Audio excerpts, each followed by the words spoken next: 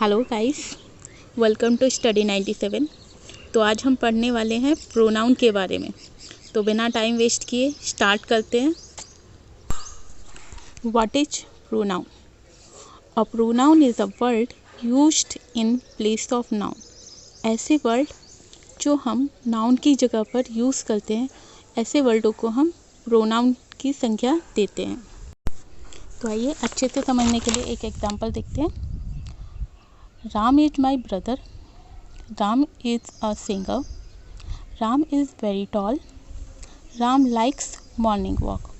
अब ये बार बार राम यूज़ करने की क्या ज़रूरत है, और अजीब भी लग रहा है पर राम बार बार यूज़ हो रहा है। तो ऐसे वर्डों को बार बार ना लिख के हम जिस वर्ड का यूज़ करेंगे उन वर्डों को हम प्रोनाउन कहते हैं। तो आइए चेंज करके देखते हैं।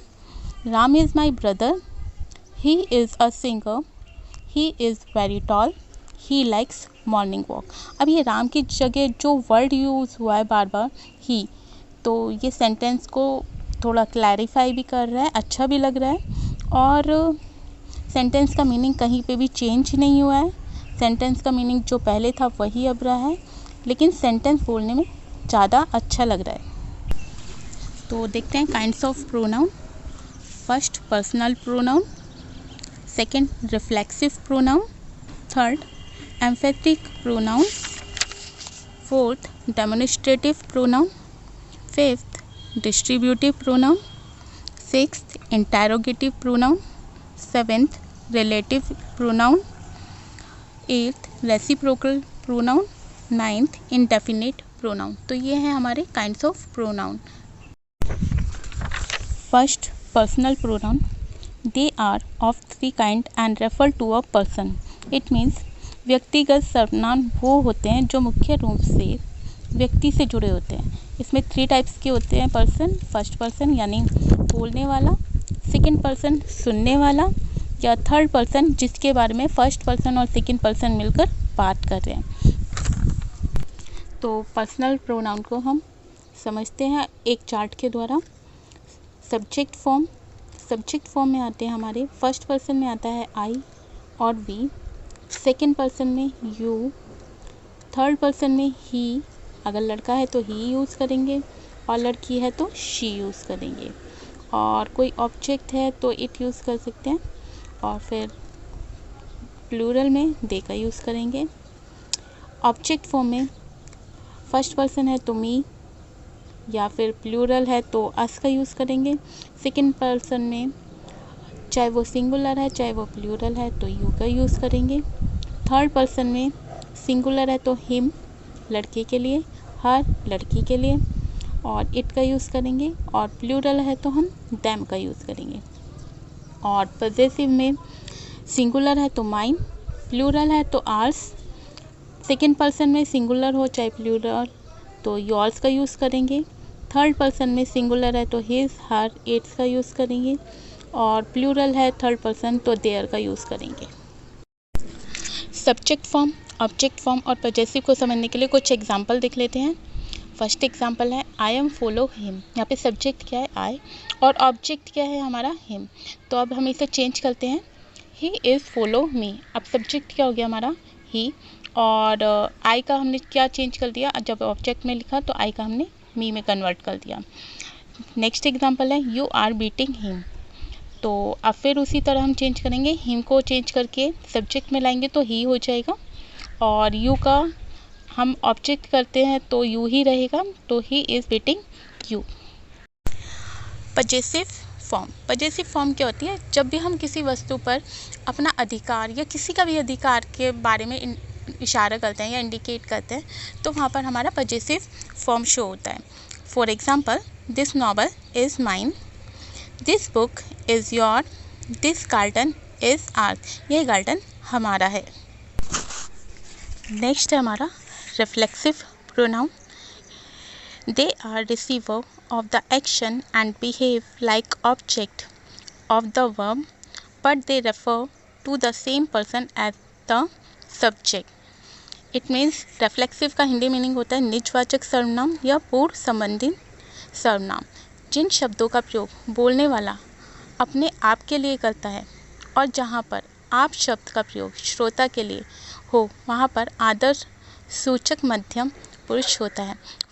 इसके कुछ वो है एग्जाम्पल है माई सेल्फ, योर सेल्फ, ऐसे शब्दों का प्रयोग रिफ्लेक्सिव प्रोनाउन में होता है। नेक्स्ट है हमारा emphatic pronoun. They are receiver of the action and behave like object of the verb but they refer to the same person as the subject. Myself, yourself, himself, herself, itself. Plural में होता है ourself, yourself, themself. ऐसे वर्डों का use एम्फेथिक pronoun में होता है। इसका हिंदी मीनिंग क्या है? एम्फेथिक का हिंदी मीनिंग होता है दृढ़तावाचक सर्वनाम, यानी जहाँ पर हम प्रेशर देकर बात कर रहे हैं या अपनी बात को समझाने की कोशिश कर रहे हैं। जिन शब्दों का प्रयोग वाक्यों में बोलते समय किसी भी नाउन या प्रोनाउन पर प्रेशर देकर बोला जाता है, या ये कहें इनका प्रयोग सब्जेक्ट की दृढ़ता प्रकट करने के लिए होता है, तो ऐसे वर्डों को या ऐसे शब्दों को हम एम्फेथिक प्रोनाउन में काउंट करते हैं। नेक्स्ट है demonstrative pronoun. They point out to object for which they are used. It means संकेतवाचक, हिंदी में हम इसको संकेतवाचक कहते हैं। ऐसे शब्द जो पॉइंट आउट ऑफ ऑब्जेक्ट को शो करते हैं, जैसे this is my new sari या that is her old coat, या फिर this are her shoes.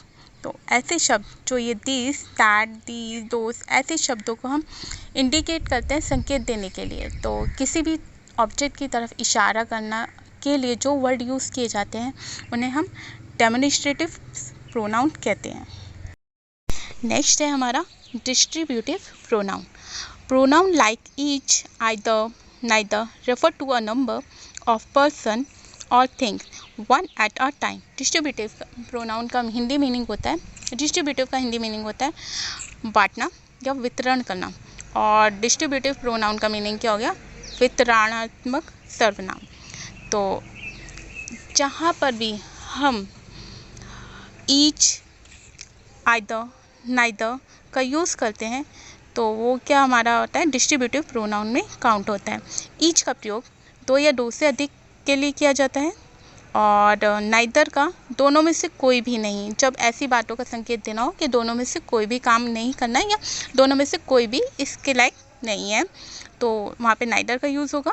Either का दोनों में से कोई एक जब चुनना हो तो तब हम आइदर का यूज़ करेंगे, और एवरी का यूज़ करते हैं हम दो से अधिक के लिए।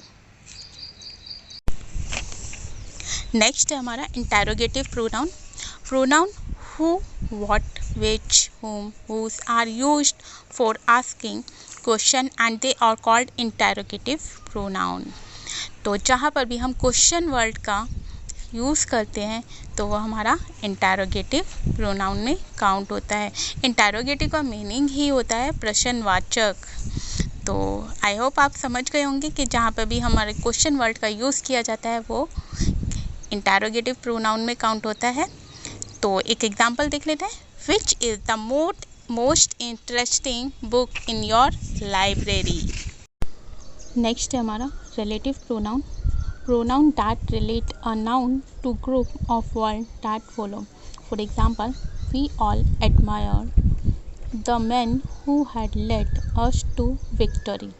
रिलेटिव प्रोनाउन का हिंदी मीनिंग होता है संबंधवाचक।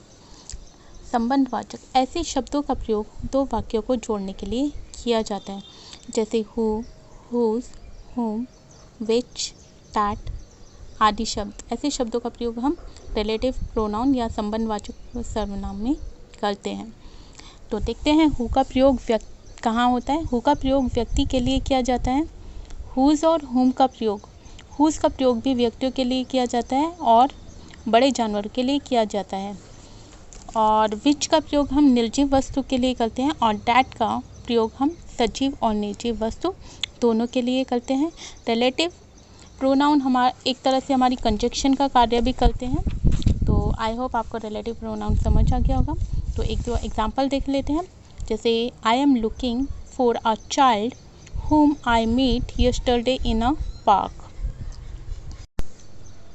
नेक्स्ट है हमारा reciprocal pronoun. It is used to express the reciprocal or mutual relationship between two object and sentence. For example, Rohan and Shikhar hugged each other on meeting after a long time. ऐसे reciprocal pronoun के अंदर हम दो वर्डों को ज़्यादा ध्यान में रखते हैं कि यहाँ पे ईच अदर या फिर वन अनदर का हम यूज़ करते हैं। ऐसे शब्द जो वाक्यों में आपसी संबंध को दर्शाते हैं, ऐसे सेंटेंस में ईच अदर और वन अनदर का प्रयोग होता है। तो ईच अदर का प्रयोग हम दो व्यक्तियों के लिए करते हैं और वन अनदर का प्रयोग हम दो से अधिक व्यक्तियों के लिए करते हैं। तो रेसिप्रोकल का हिंदी मीनिंग परस्पर बोधक होता है। दोनों का एक एक एग्जाम्पल मैं आपको दे देती हूँ। Each other, the two line intersect each other from the middle position. और वन अनदर का एग्जाम्पल है the seven friend live with one another. और आज का नेक्स्ट और लास्ट प्रोनाउन है इंडेफिनिट प्रोनाउन। इंडेफिनिट का मीनिंग ही होता है अनिश्चित। तो हिंदी मीनिंग हुआ अनिश्चितकालीन सर्वनाम। डिफाइन है, indefinite pronoun is used in a sentence where the antecedent is not present. Antecedent meaning होता है पूर्व पद या पूर्वगामी। तो जिस प्रोनाउन से किसी निश्चित व्यक्ति या वस्तु का बोध नहीं होता, वहाँ पर इंडेफिनिट प्रोनाउन होता है। ऐसे कुछ वर्ड्स हैं जिनसे आपको क्लियर हो जाएगा कि ये इंडेफिनिट प्रोनाउन है। तो ऐसे सेंटेंसों में एनीबडी जैसे कोई, नन कोई नहीं, या एनी कोई भी, एनीवन किसी को, या एवरीवन हर कोई, ऐसे शब्दों का हम इंडेफिनिट प्रोनाउन में प्रयोग करते हैं। तो for example, none could believe their eyes. Next, no one had the courage to stop the gunman. Guys, अगर आपको मेरा वीडियो पसंद आया हो तो लाइक, शेयर एंड सब्सक्राइब ज़रूर करें।